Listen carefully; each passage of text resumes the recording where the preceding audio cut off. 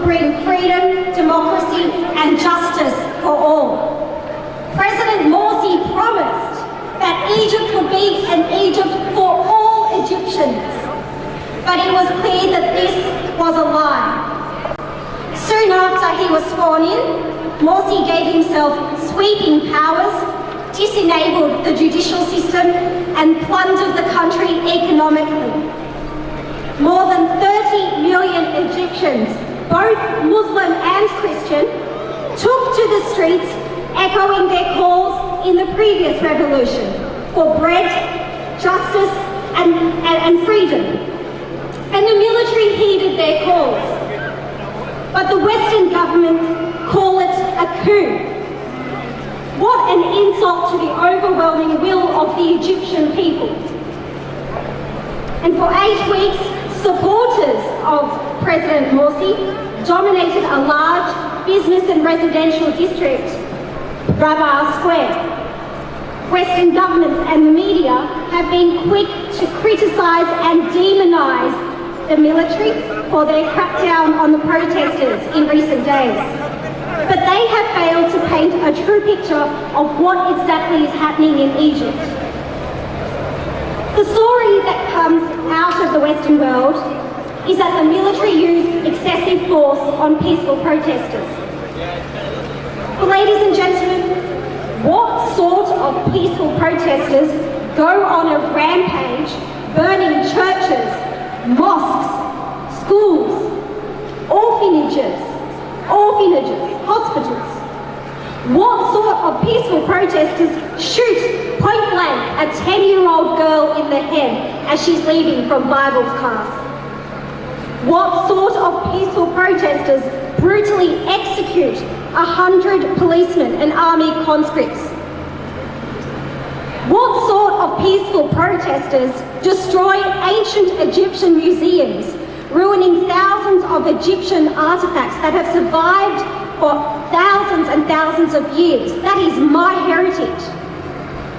Ladies and gentlemen, it is not just the Egyptian people that have come under attack.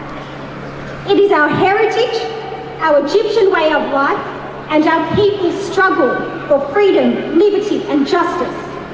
All have been threatened by the Muslim Brotherhood. The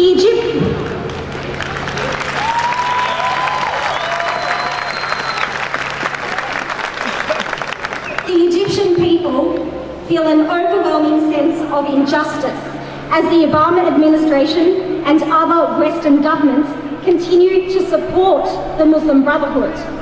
On the one hand, these governments claim to uphold the democratic rights of all people, and yet on the other, do not support the Egyptian people's fight for that democracy. Well, today we're here united to stand with those who refuse to give up that hope of bread, freedom and justice. Today, the ACM is joined by a large group of organisations, united as Egyptians, committed to fighting to keep that hope alive, both Christian and Muslim, hand in hand.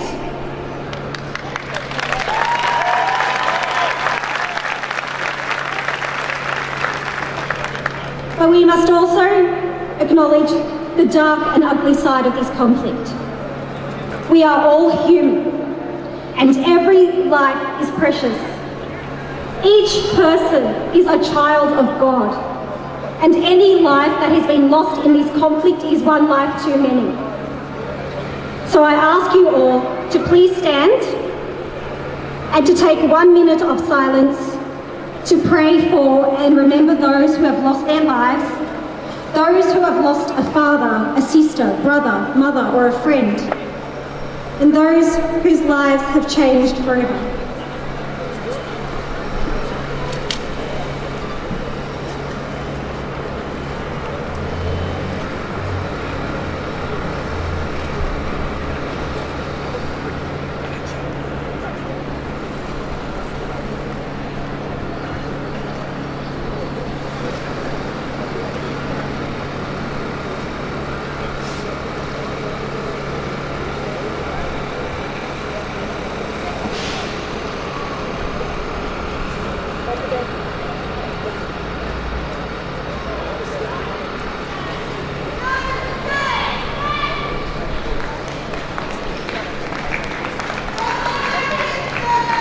Thank you, Ms. Hickson.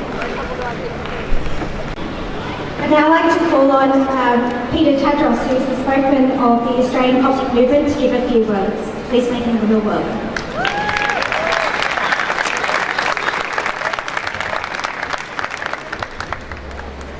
Members of the clergy, including Professor Sheikh, Mustafa Rashid and Azhari Sheikh, please make him feel welcome today for taking a stand for the truth and justice. Members of Parliament, New South Wales Government representatives, distinguished guests, ladies and gentlemen, everyone in attendance here today has been watching with great sadness and dismay as developments unfold in Egypt. Many in the Western world considered former President Morsi to be Egypt's first democratically elected president.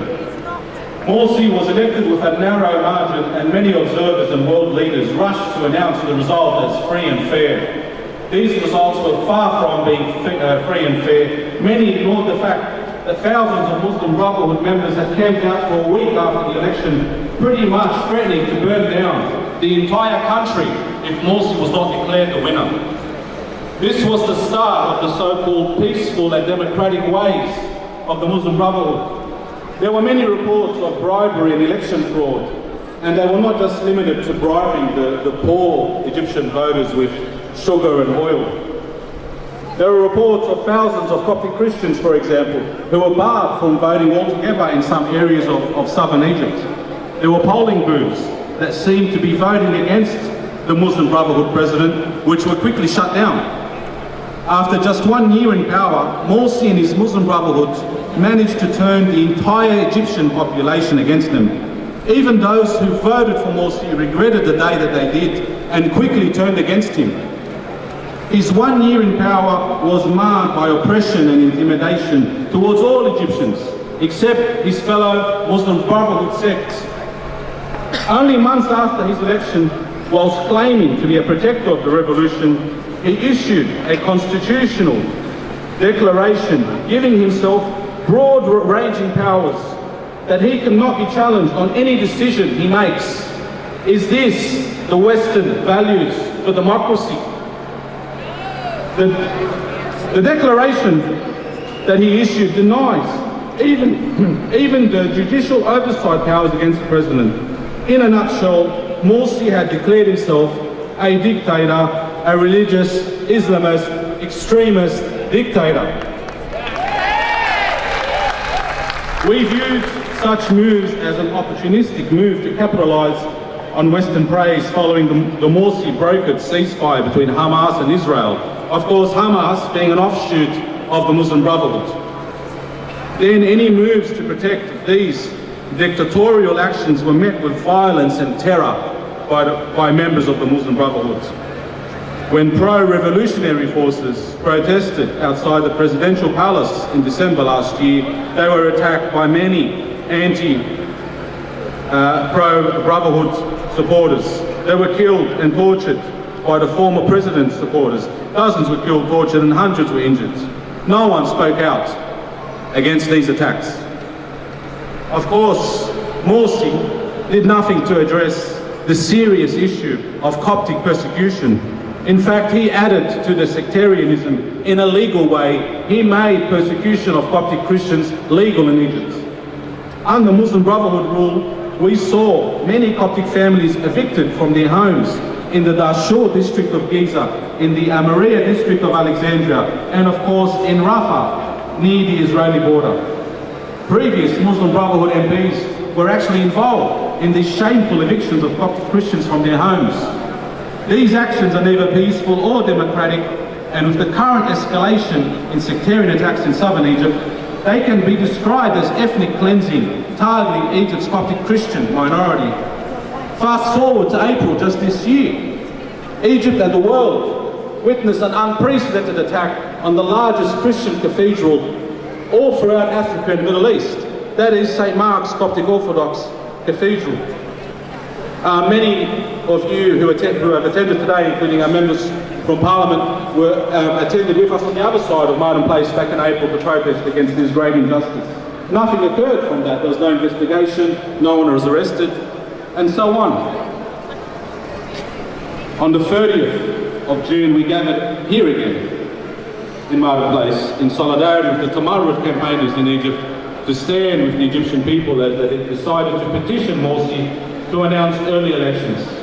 In fact, our rally here in Martin Place was the first official rally in support of the revolution due to time difference.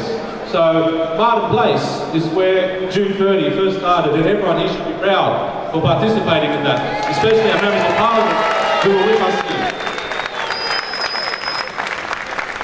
The signatures of over 22 million Egyptians, an estimated 33 million protesters took to the streets in what has been described as the largest protest in history, and Egypt's military adhered to the request of the people and removed Morsi, and this was only after he refused to announce early presidential elections. This was not a coup, it was a revolution! Today, we at the Australian Coptic Movement Association and the 13 Egyptian associations who are leading this event are proud to hold one of the largest demonstrations in support of Egypt's revolution outside of Egypt. We acknowledge the many protests that are taking place right now all around North America and throughout Europe. For many days we have sat back and watched many devastating videos of coordinated attacks by the Muslim Brotherhood on Coptic churches, cultural centres and government institutions. Some of the churches and monasteries are not replaceable. They date back to the 4th and 5th century. Shame on you for destroying our ancient heritage. In fact, the numbers have reached 100 in total. We ask the question to the Muslim Brotherhood supporters: is this a peaceful and democratic act? The burning and destruction of Coptic houses of worship, monasteries, schools and orphanages that serve the most disadvantaged people in Egypt. Today, we call upon all peace-loving nations in the world, including our own Australian government, to stand with Egypt during this difficult time and listen to the demands of the genuine peace-loving people and not the demands of the Muslim Brotherhood and their terrorist affiliates, who by their own actions, have proven that they are far from being peaceful and far from being democratic. As always, we at the ACM and all the organisations here with us who have participated in this event, we would like to thank you all for coming out today to witness the truth about what is happening in Egypt, and thank you very much for attending.